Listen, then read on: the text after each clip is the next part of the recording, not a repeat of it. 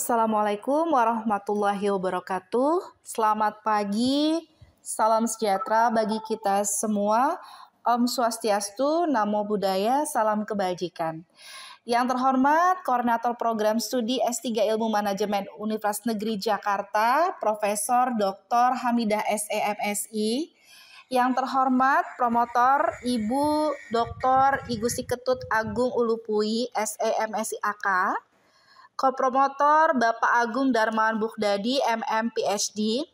Dalam seminar proposal ini izinkan saya mempresentasikan ringkasan disertasi saya yang berjudul Hierarchical Linear Modeling pada Determinal Struktur Modal di Indonesia. Penelitian ini dilatar belakangi pada studi keuangan. Pada determinal struktur modal itu memiliki data yang bersifat hierarki atau data nested atau cluster atau grup atau multi-level data.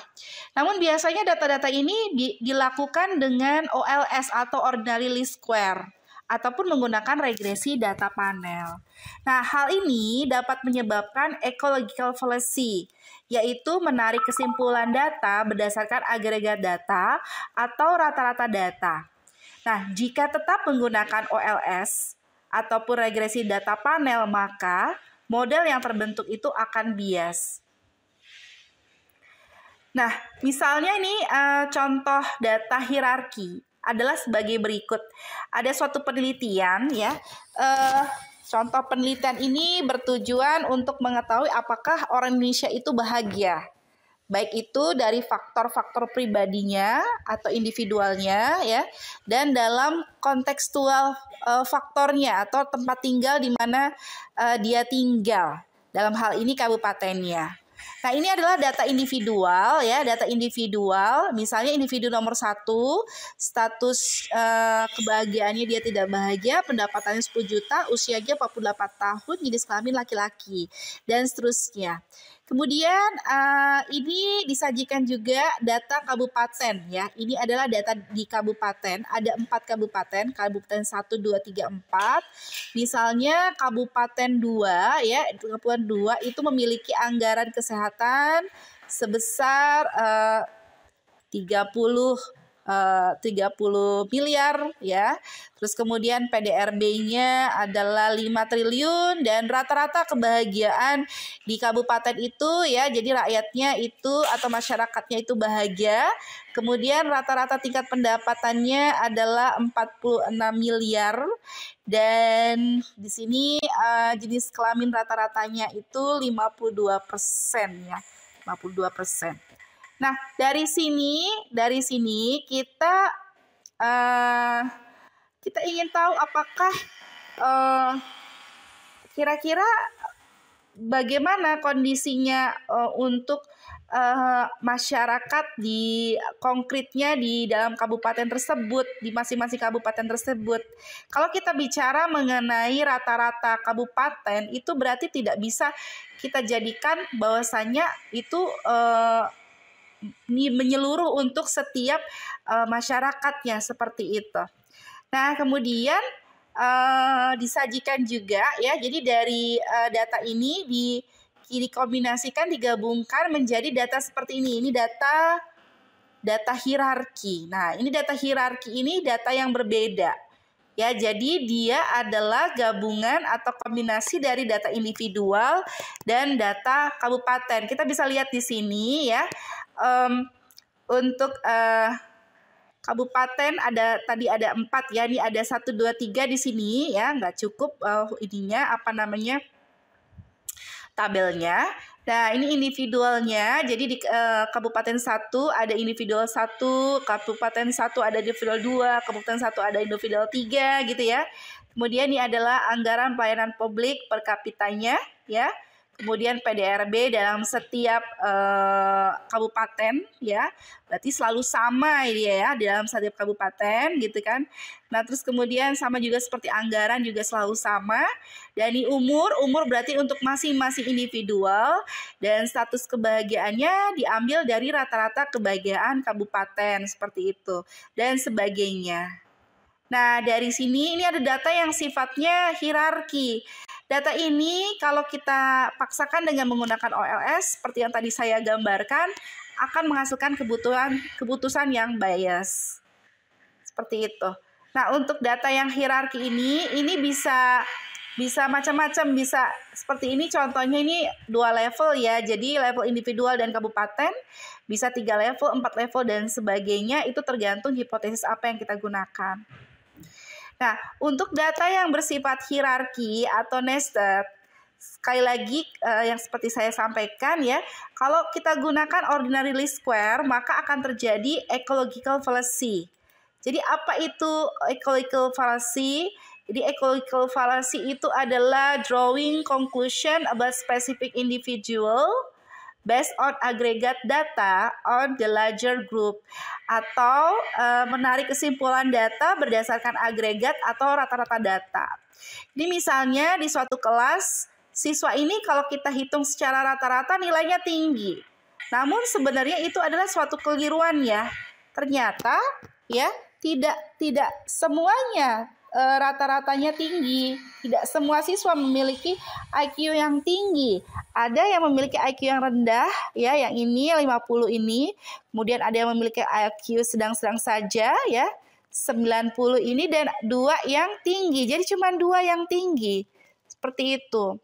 Jadi kita nggak bisa ya meng-assume atau menyimpulkan bahwasanya setiap individual di kelas ini, setiap siswa di kelas ini memiliki IQ yang tinggi, walaupun rata-rata IQ-nya di kelas itu tinggi. Contoh lainnya adalah ini. Of course, he likes soccer. After all, it's the most popular sport in the world. Jadi nggak bisa kita simpulkan bahwasanya dia menyukai soccer, walaupun soccer adalah the most popular sport in the world. Seperti itu. Jadi ini adalah salah satu yang disebut dengan bias kalau kita melakukan rata-rata atau menghitung dari agregatnya. Nah, data hierarki itu adalah kumpulan dari unit analisis mikro dan unit analisis makro yang membentuk suatu sistem hierarki dan membentuk suatu struktur yang tersarang atau yang disebut dengan nested. Nah, data berstruktur hierarki ini ternyata sering sudah banyak dijumpai pada penelitian-penelitian bidang lain, misalnya ilmu sosial, pendidikan, ekonomi, manajemen, teknik, keuangan, dan sebagainya. Karena penelitian ini terpusat pada masalah bagaimana hubungan antar individu dengan lingkungannya. Nah, data hierarki ini melanggar asumsi kebebasan, karena struktur hierarki terjadi suatu yang namanya ketergantungan atau dependence individu unit mikro ke dalam kelompok unit makronya. Ini menjadi lebih homogen. Nah, OLS ataupun regresi data panel itu tidak bisa menangani masalah ketergantungan atau dependence ini pada struktur hierarki. Nah, ketergantungan atau dependence ini terjadi karena unit mikro atau unit yang paling rendah itu berada di dalam unit makro yang sama dan lebih mirip satu sama lain dibandingkan dengan unit mikro dari kelompok makro lainnya. Nah, dengan kata lain, unit mikro dalam kelompok makro ini sama berkorelasi. Jadi, secara umum, model regresi linear klasik itu kurang tepat untuk digunakan menganalisis data yang berstruktur hierarki ini. Sebagai contoh adalah sebagai berikut. Jadi ada 2 buah keluarga Bapak Subroto dan keluarga Bapak Ramli. Pak Subroto punya anak Anto, Budi, dan Cinta, sedangkan Pak Ramli punya anak Dewi, Eni, dan Freddy. Di sini kita akan bisa simpulkan bahwasanya kemampuan musik dari Anto dan Budi tentu saja lebih mirip ketimbang dengan Dewi, seperti itu. Begitu juga kemampuan musiknya Dewi dengan Freddy akan lebih mirip ketimbang kemampuan musiknya si Anto dan Cinta gitu. Nah, inilah yang disebut dengan dependence. Nah, kalau untuk struktur modal, ya kalau kita kaitkan dengan determinan struktur modal, ini kaitannya dengan unit analisisnya. Kita bisa lihat ya, misalnya nih ada 2 sektor farmasi dan sektor konstruksi. Di sini ada Kalbe Farma, kemudian Indo Farma, Kimia Farma. Sektor konstruksi ada Adikarya, Waskita Karya, ada Wijaya Karya.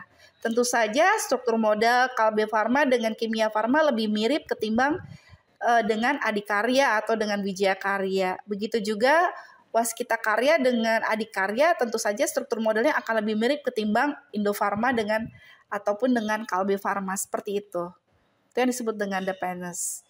Nah, bagaimana jika ketergantungan atau dependence ini kita abaikan?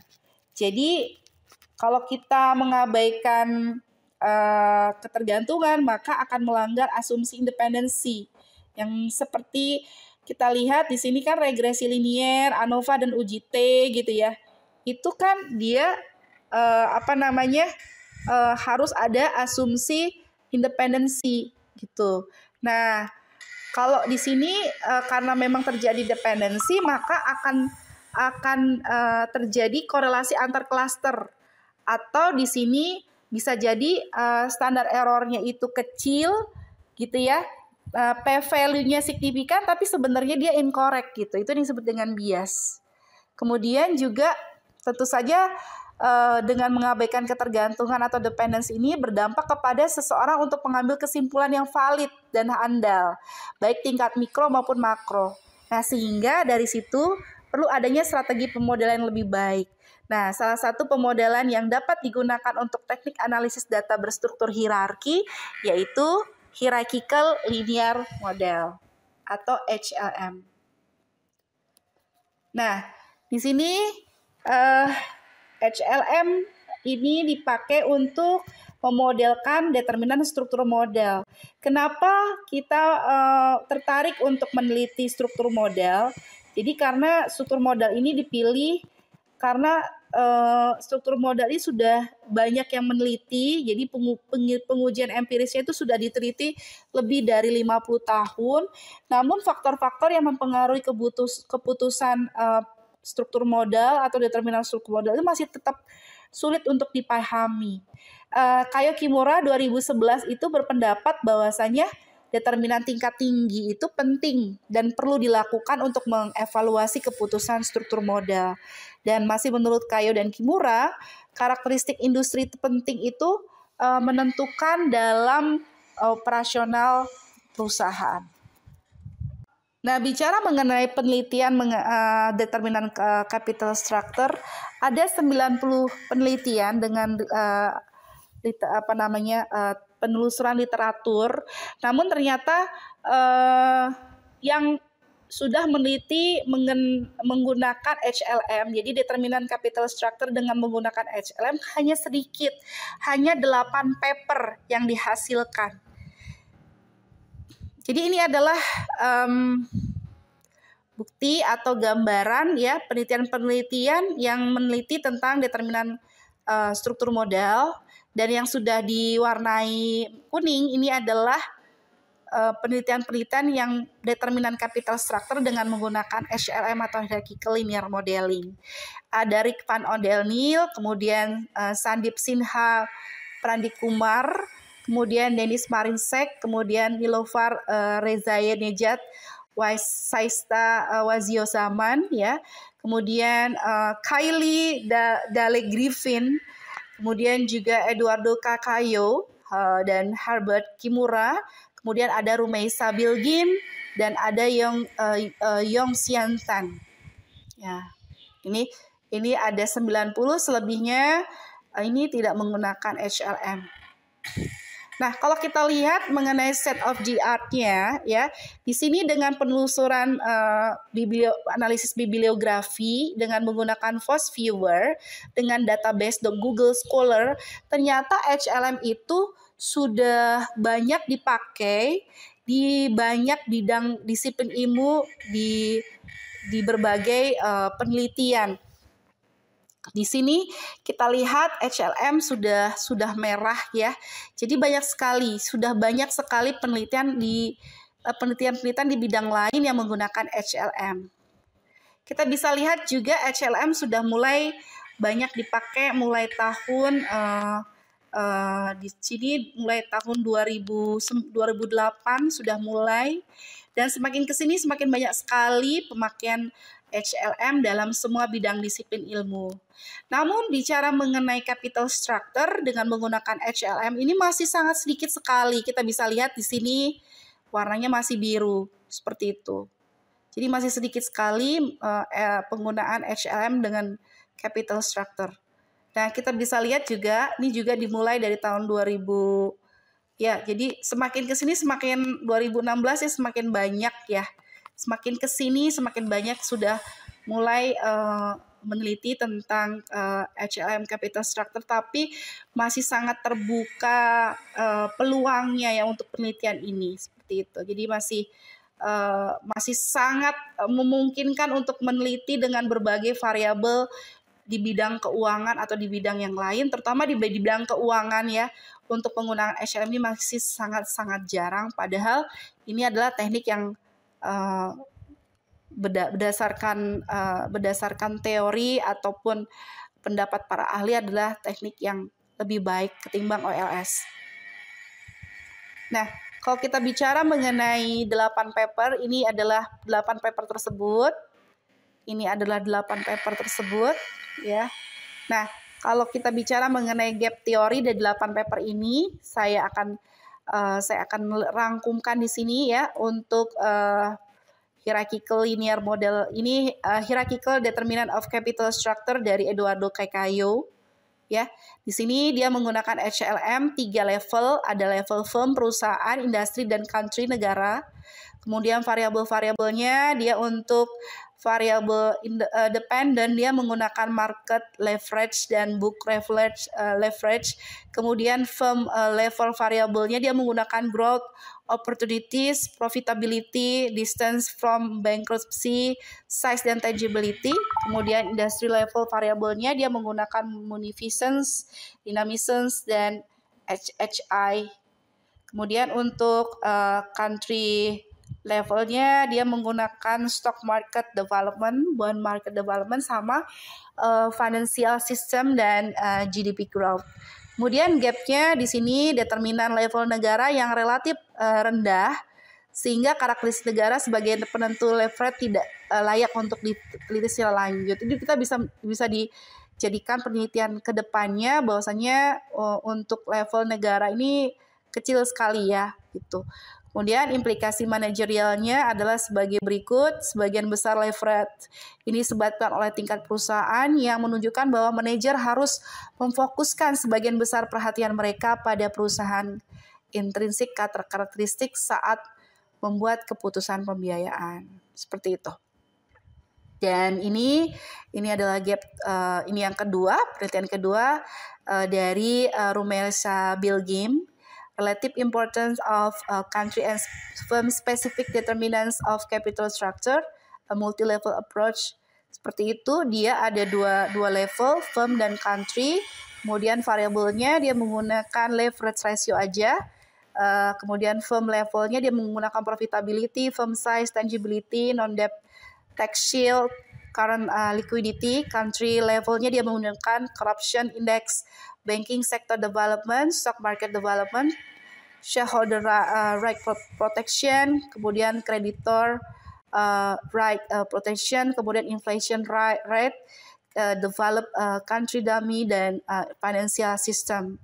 Gapnya adalah di sini perusahaan dengan karakteristik spesifik itu seperti jadi karakteristik spesifik perusahaan seperti profitabilitas, tangibilitas, dan ukuran cenderung memiliki rasio leverage yang serupa terlepas dari negara mereka beroperasi. Hanya perusahaan publik yang termasuk dalam sampel. Nah, dengan demikian hasilnya tidak mencerminkan keputusan struktur modal dari perusahaan yang tidak terdaftar. Kemudian di sini implikasi manajerialnya adalah hubungan yang signifikan dan negatif antara leverage dan profitabilitas bertentangan dengan prediksi teori pecking order, sehingga manajer perlu memperhatikan masalah asimetrik informasi antara manajer dan kreditor menyebabkan perusahaan menggunakan utang hanya ketika laba ditahan tidak cukup untuk memenuhi kebutuhan pembiayaan mereka. Kemudian yang ketiga adalah dari Yong Xiang Tan, are the previously identified capital structure determinants important. Ini ada dua level, kemudian level independennya dia menggunakan leverage biasa, firm level variablesnya dia menggunakan size, profitability, rasio market value dan per book value, kemudian tangibility, kemudian country levelnya dia menggunakan industri median dan inflation. Gap-nya adalah ini. Jadi slope khusus perusahaan terkait dengan faktor dan karakteristik perusahaan. Kemudian gap teori yang ketiga, yang keempat, national culture and capital structure decision evidence from foreign joint venture in China. Jadi dari Kylie gitu. Terus kemudian variabelnya ini ada dia 3 level, firm, province sama country. Kemudian di sini variabelnya ada leverage, short term debt, kemudian long term debt, dummy. Kemudian firm level variabelnya ada profitability, firm size, asset tangibility, asset maturity, industry median leverage, industry median STD, industry median long term debt ya, foreign ownership. Kemudian province level meliputi marketization dan GDP, country level meliputi mastery, embeddedness, kemudian home country median leverage, kemudian home country median short term debt, kemudian home country median long term debt, dan long distance. Kemudian gapnya ini terjadi bias pada penelitian karena sejauh ini manajer joint venture ya atau usaha patungan tidak mencerminkan nilai-nilai budaya asal mereka. Ini adalah implikasi manajerialnya. Kemudian juga multi-level determinants of capital structure evidence from Malaysia. Di sini ada 3 level ya, firm, industry, country. Ini adalah variabel-variabelnya dan ini adalah gapnya. Kemudian juga di sini implikasi manajerialnya. Kemudian yang selanjutnya adalah multi-level regression and cluster confounding in finance study of corporate oleh Dennis Marinsek. Ada 3 level. Kemudian di sini dia untuk variable dependentnya menggunakan leverage ratio, untuk firm levelnya profitability, size, growth, tangibility, untuk industry levelnya dia menggunakan financial distress, dummy public, dummy unique product, kemudian faktor negaranya meliputi GDP growth, inflation, dan tax. Ini adalah gapnya. Jadi ada perbedaan signifikan secara statistik dalam hutang rata-rata dan median di seluruh industri dan negara yang berarti bahwa model interaksi acak itu diperlukan. Seperti itu. Kemudian ini adalah implikasi manajerialnya. Kemudian determinants of capital structure of Indian manufacturing firm, a hierarchical linear modeling approach by Sandeep Sinha dan Pradip Kumar. Di sini dia 3 level. Ada level waktu, ada level firm, ada level industri. Kemudian di sini variabelnya adalah untuk variabel dependentnya, untuk capital structure-nya dia menggunakan proxy, market leverage, dan book leverage. Untuk level time atau waktu dia meliputi inflasi, GDP, stock market development, debt market development, lending interest rate. Kemudian untuk faktor di sini faktor perusahaan, jadi firm size, tangibility, non-debt tax shield, profitability, growth opportunities, distance from bankruptcy, and liquidity. Dan untuk faktor industri meliputi munificence, dynamism, concentration, dan HHI index. Ini gapnya dan implikasi manajerialnya tidak dijabarkan di papernya. Kemudian the impact of industry specific determinants on the capital structures Dutch SMEs oleh Daniel. Ini dia 2 level, firm dan industri. Variabelnya adalah total debt, long term debt, dan short term debt. Kemudian di sini faktor level perusahaannya meliputi profitability, assets, structure, growth, age, and size. Dan faktor industri meliputi dynamism, munificence, dan concentration. Gapnya adalah ternyata terdapat hubungan yang lemah antara determinan spesifik industri dengan struktur modal UMKM Belanda, dan keterbatasan penelitian ini adalah struktur modal UMKM Belanda tidak dapat digeneralisir. Nah, itu adalah penelitian-penelitian yang sudah menggunakan HLM. Nah, Jadi kebaruan atau novelty dari disertasi ini adalah belum pernah ada penelitian mengenai determinan struktur modal dengan menggunakan HLM di Indonesia, dan pemodelan determinan struktur modal ini menggunakan metodologi yang berbeda dan lebih baik dibandingkan dengan penelitian-penelitian yang sudah ada, karena yang pertama desainnya lebih baik, kemudian memasukkan variabel independen yang baru, dan model statistik yang lebih tepat. Nah, kita masuk ke pertanyaan penelitian. Ada 3 pertanyaan penelitian. Yang pertama, apa saja determinan yang mempengaruhi struktur modal pada modal hierarchical linear modeling? Kemudian bagaimana cara menentukan model regresi terbaik untuk data berstruktur hierarki pada determinan struktur modal? Dan apakah determinan struktur determinan level industri berpengaruh terhadap determinan struktur modal. Nah, dari sini menghasilkan rumusan permasalahan. Ada 7 rumusan permasalahan. Yang pertama, apakah determinan level industri berpengaruh terhadap determinan struktur modal? Kedua, apakah peluang pertumbuhan berpengaruh terhadap struktur modal? Apakah profitabilitas berpengaruh terhadap struktur modal? Apakah ukuran perusahaan berpengaruh terhadap struktur modal? Apakah likuiditas berpengaruh terhadap struktur modal? Yang keenam, apakah industri dinamis berpengaruh terhadap struktur modal? Dan kemudian yang ketujuh, apakah munificence berpengaruh terhadap struktur modal? Pembatasan masalahnya, jadi disertasi ini dibatasi pada 2 level hierarki, level perusahaan dengan variabel ukuran profitabilitas, peluang pertumbuhan dan likuiditas. Level industri meliputi industri dinamis dan munificence dengan penerapan HLM. Kemudian menggunakan data pada tahun 2019 untuk model sebelum pandemi dan tahun 2020 untuk model pada saat pandemi. Untuk sistematika penelitian, bab 1 meliputi hal-hal sebagai berikut: latar belakang, state of the art, dan sebagainya. Bab 2, tujuan pustaka, dan sebagainya. Bab ketiga, metodologi penelitian. Bab yang keempat adalah membahas tentang statistik deskriptifnya, hasil model HLM-nya, dan juga ada robustness check-nya. Kemudian bab kelima membahas kesimpulan, implikasi manajerial, dan keterbatasan penelitian dan agenda penelitian ke depan. Nah, bicara mengenai grand teorinya adalah sebagai berikut: menggunakan teori manajemen keuangan, kemudian middle teorinya menggunakan teori struktur modal. Applied-nya di sini dengan menggunakan teori kebijakan modal meliputi pecking order, signaling teori, trade-off teori, dan agency cost teori. Begitu juga applied teori, karena di sini kita membangun model, kita juga menggunakan teori hierarchical linear modeling.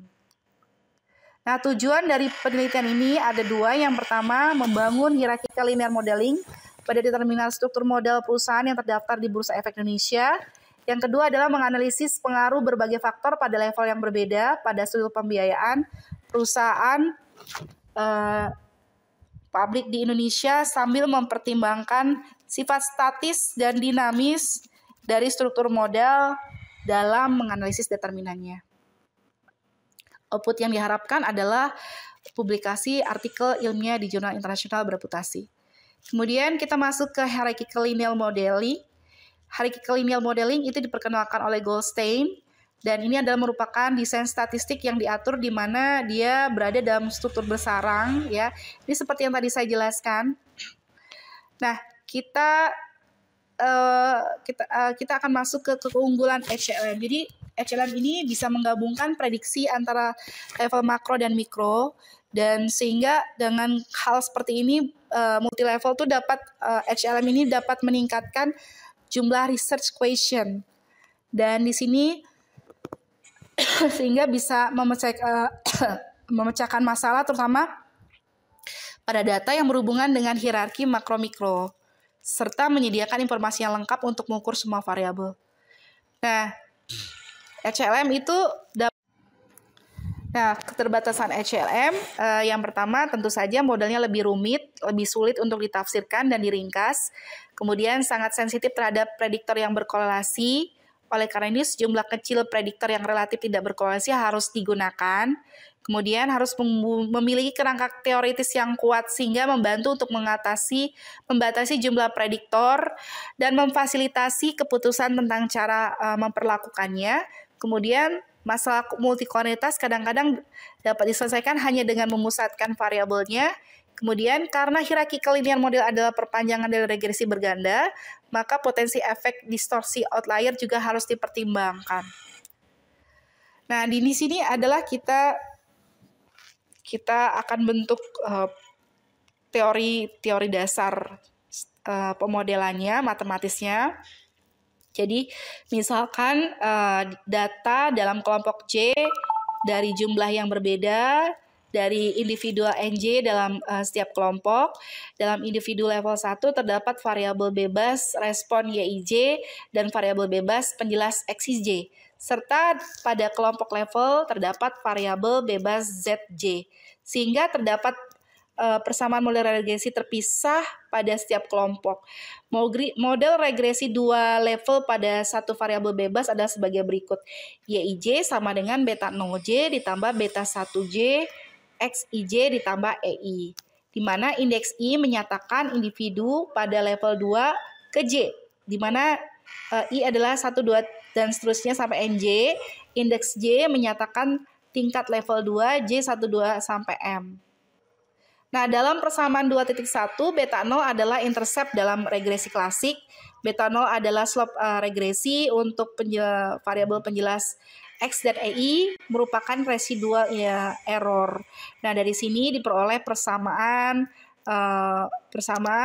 beta 0J sama dengan beta 00 ditambah beta 01J ZJ ditambah U0J gitu ya. Dan persamaan 2.3 beta 1J sama dengan beta 10 ditambah beta 11J ZJ plus U1J. Nah, sehingga dari sini persamaan 2.1 itu disebut dengan model level 1, 2.2 dan 2.3 disebut model level 2. Selanjutnya persamaan 2.2 dan 2.3 disubstitusikan ke dalam persamaan 2.1 sehingga diperoleh Y1J ditambah beta 00 ditambah beta 01J ini ya, disubstitusikan didapat hasilnya ya adalah yang di bawah ini.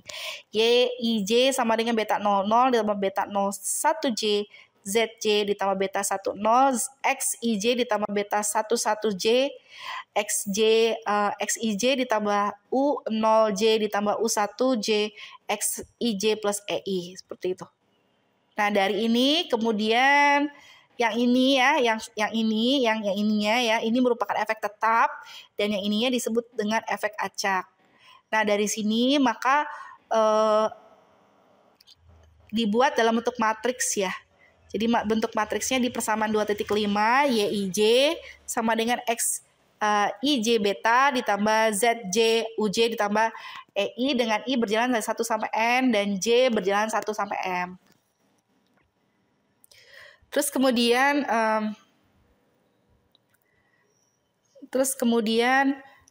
kita tahu ya, di sini di mana YIJ-nya itu adalah vektor ya, vektor ini XIJ-nya adalah bentuknya matriks N kali M, XIJ-nya adalah matriks M kali 2, beta bentuknya adalah vektor kolom ya, U-nya adalah vektor kolom dan E-nya adalah vektor kolom. Nah, ini adalah model pada level 1 ini model pada level 2 dan kita substitusikan persamaan 2.7, 2.8 ke persamaan 2.6 sehingga didapat model sebagai berikut. Ini dalam bentuk matriks. Nah, ini adalah keterangannya. Ini keterangannya. Nah, ini adalah struktur data yang tadi sudah saya gambarkan di depan ya. Ini struktur data untuk model 2 level. Nah, untuk model intercept acak dengan covariatnya di sini kita pendugaan atau metode estimasinya dengan menggunakan GLS atau iteratif generalized least square atau IGLS. Nah, di sini pendugaan parameternya adalah beta topis sama dengan X aksen V inverse X dalam loop X dalam kurung inverse X transpose V inverse Y gitu. Jadi V merupakan matriks blok diagonal dari parameter acak.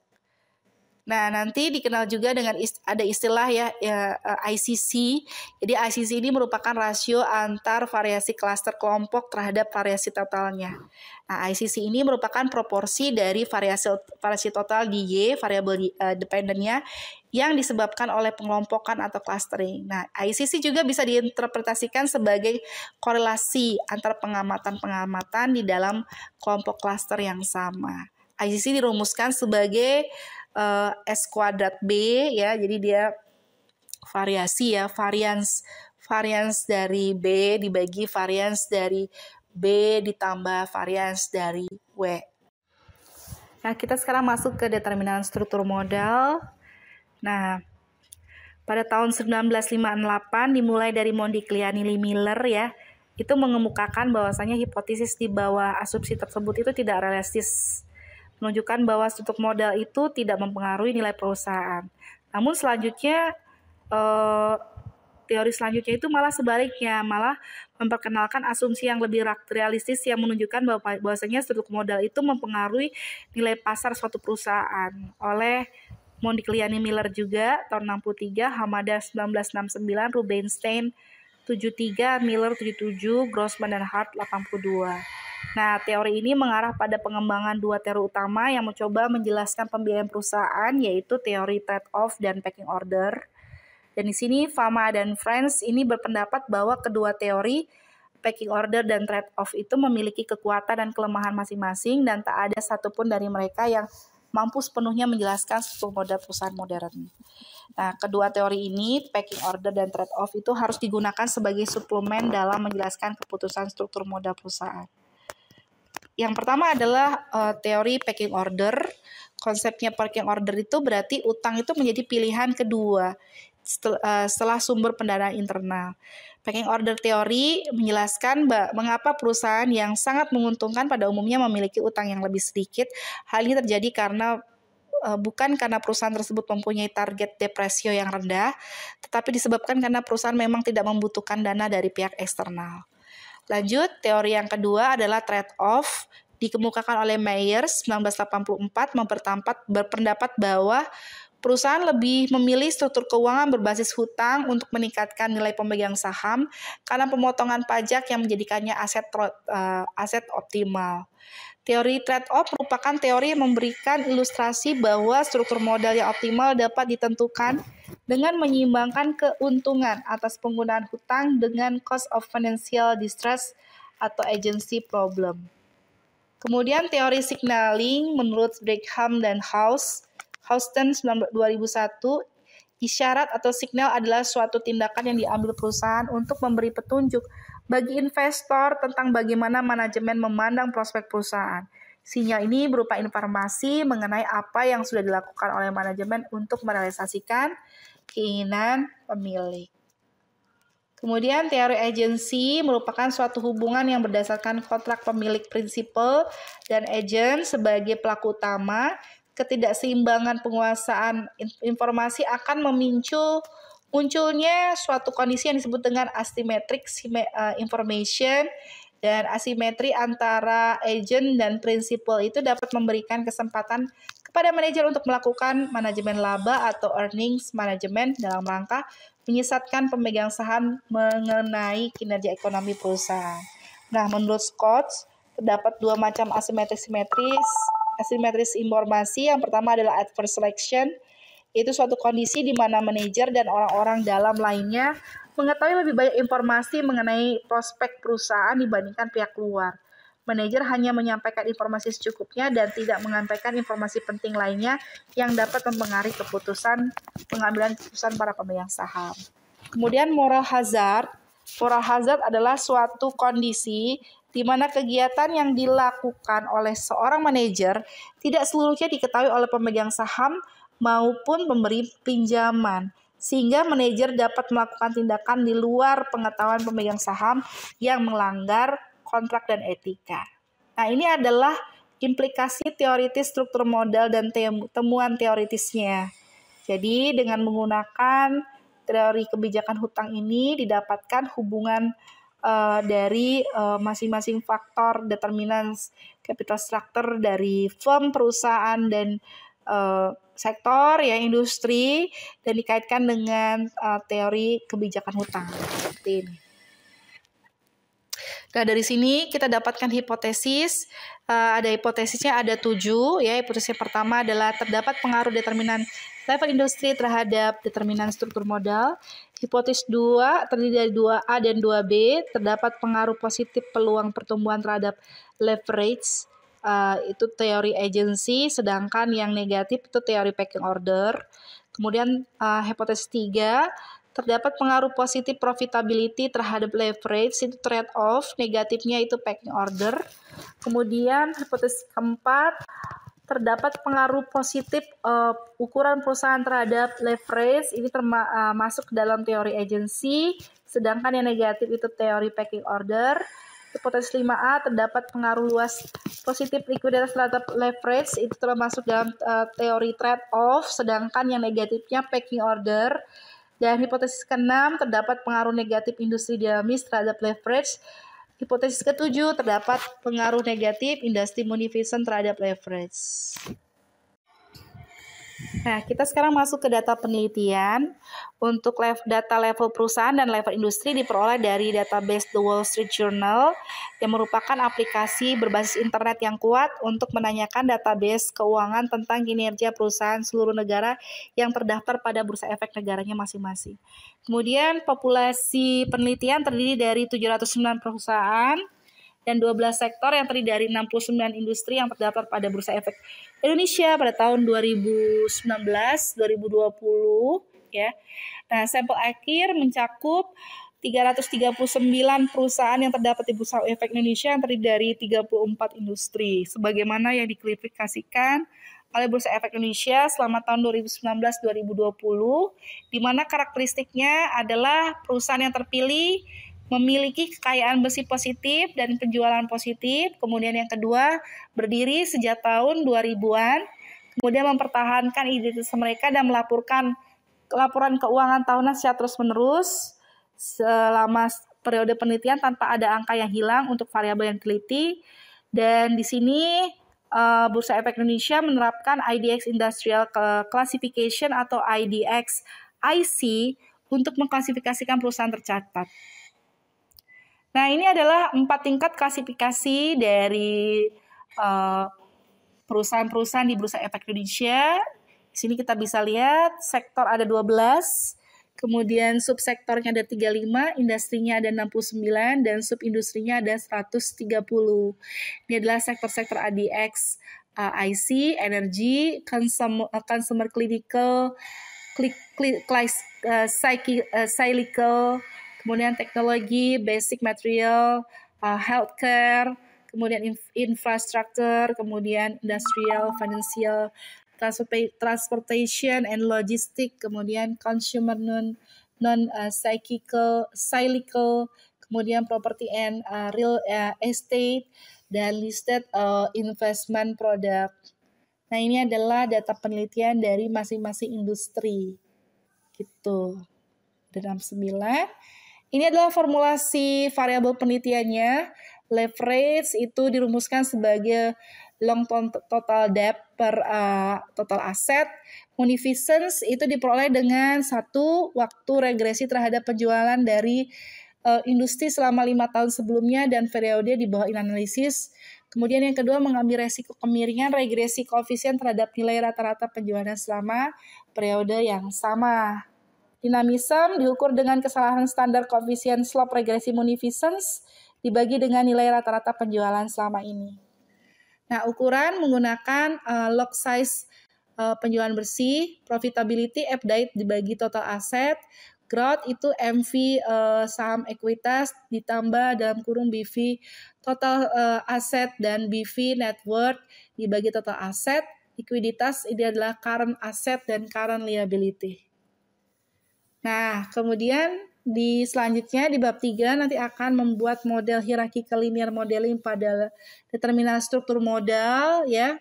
Nah, ini adalah langkah-langkahnya. Variansi 3.1 ya, leverage-nya adalah beta 0J ditambah EIJ. Ini adalah model kosong, model tanpa variabel prediktor. Kemudian ini adalah selanjutnya persamaan 3.2 ya. Beta 0 IJ ditambah gamma 00J ditambah sigma 0 IJ ya. Seperti ini. Jadi didapatkan HLM variabel level perusahaannya adalah leverage IJ sama dengan beta 0 IJ ditambah beta 1 IJ size ditambah beta 21J profitability IJ ditambah beta 31 growth IJ ditambah beta 41J liquidity IJ gitu.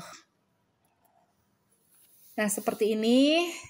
Nah, seperti ini. Dan ini dari persamaan keempat masuk ke persamaan 6. Maka didapatnya persamaan 7 itu adalah G 00 gamma 00J ditambah delta 000 ditambah eta 00J gitu. Nah, ini adalah model C, ini adalah model efek campuran. Nah, ini dia. Terus kita lanjutkan ke tahapan penyusunan model hierarchical linear modeling pada determinan struktur modal. Yang pertama adalah membangun model level 1 dan model level 2. Kemudian yang kedua adalah melakukan pendugaan kemungkinan maksimum dan galat bakunya ya. Kemudian yang ketiga adalah membanding-bandingkan model tersebut dengan menggunakan uji perbedaan. Kemudian menentukan intra-class correlation ICC ya. Terus kemudian yang kelima adalah hipotesis, menganalisis hipotesis. Untuk level 1-nya ini ya, hipotesisnya, level 2 adalah ini hipotesisnya. Sekian, terima kasih. Saya kembalikan kepada moderator.